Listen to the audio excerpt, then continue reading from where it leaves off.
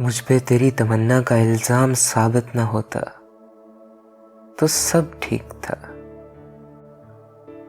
जमाना तेरी रोशनी की तसलसल की कस्में उठाता है और मैं तेरे साथ रह के भी तारीकियों के तनाजर में मारा गया।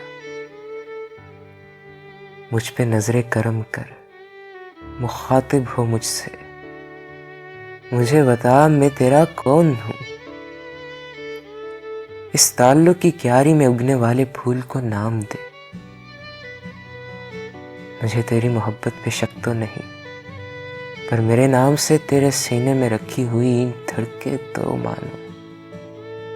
कब तलक मैं तेरी खामोशी से अपनी मर्जी के मतलब निकालूं।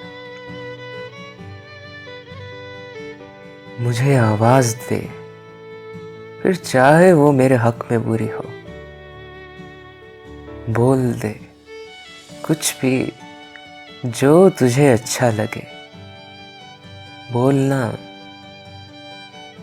तेरी आवाज सुनने की ख्वाहिश में कानों के पर्दे खींचे जा रहे हैं। तूने चुप ही अगर साधनी थी तो फिर इजहार ही क्यों किया था।